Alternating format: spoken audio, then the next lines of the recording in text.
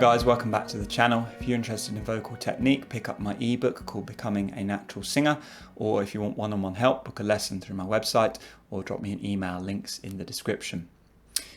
So the height of the larynx, I got a question via email about this. I'll just go through the question and we'll cover this topic. If you put your finger on your larynx, does it rise slightly as you go up higher?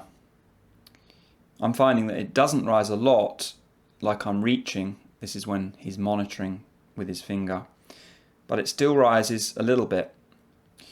Wondering if I should try to have it not rise at all in mix, or if that would be impossible without using the yawning feeling to manually lower the larynx. So let's first talk about monitoring the height of the larynx with the finger. Should it move at all? It shouldn't be jacking up like when you swallow. So if you have these muscles here tightening as you go up higher, if you have those tightening, the larynx is gonna, if you put your finger on your larynx and swallow at the same time, you'll feel the larynx come up a lot.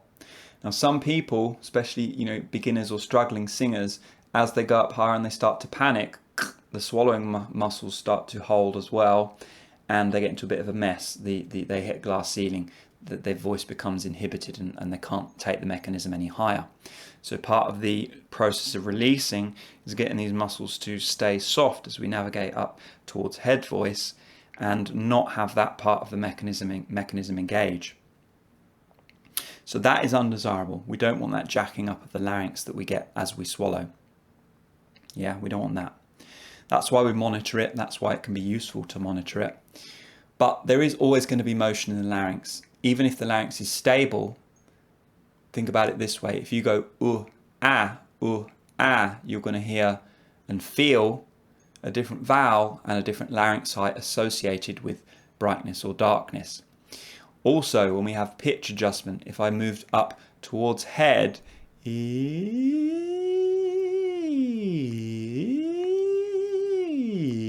I'm still going to feel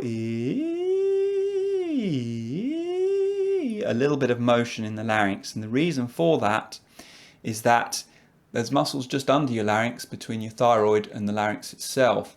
Cricothyroid muscles that engage here tilt the larynx, they tilt the mechanism forward in order to stretch out those vocal folds.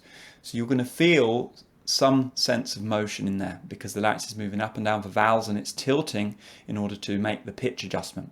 So no, it is not going to be absolutely still. You're not going to have a larynx that is motionless as you use it. Yeah, so keep that in mind, but it's proportionate. That subtle emotion is happening when we use the mechanism, but that's very different to when I swallow and I feel that larynx come up in a quite pronounced way. So assuming you've disconnected these swallowing muscles and you don't have any of that, the answer is yes, you're going to have some motion in the larynx a little bit. But the question that this leads to is, how do we keep the larynx down? How do we train ourselves to not bring the larynx up?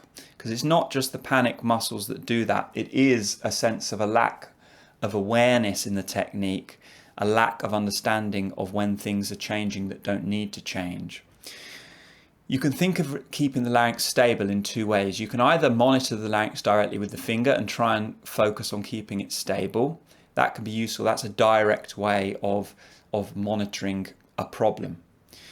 But the solution to that isn't necessarily just plonking your finger on your larynx and keeping it down. We fix the stability of the larynx with our ears and with the vowels. So when the vowel adjusts, you will feel the larynx come up. If I have mum, mum, mum, mum, mum, mum, mum, mum, mum, mum, mum, mum, mum, I can feel the larynx come up more than if I keep mum, mum, mum, mum, mum, mum, mum, mum, mum, mum, mum, mum, mum, if I keep ah through the exercise rather than at the top. If I can keep ah into head voice, then the larynx is stable, regardless really of what this is doing. Indirectly, you will be stabilizing the larynx, and then afterwards you can put your finger at it. You notice like, yeah, it's stable now. Because the height of the larynx is directly related to the vowel. So if the vowel is fixed and it's remaining pure, the larynx has to be stable as a result. Yeah, there's no way around fixing the stability of the larynx if the vowels are pure and consistent and clear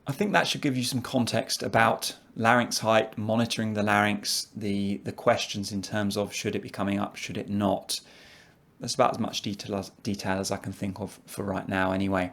Anyway guys, hit me up in the comments. Let me know your thoughts about this topic. How have you kept your larynx down? What has been your challenges in terms of larynx height and understanding this problem that we have to solve, many of us harder cases. Outside of that, subscribe, thumbs up, all that good stuff. I'll see you very soon. Take care. Bye bye.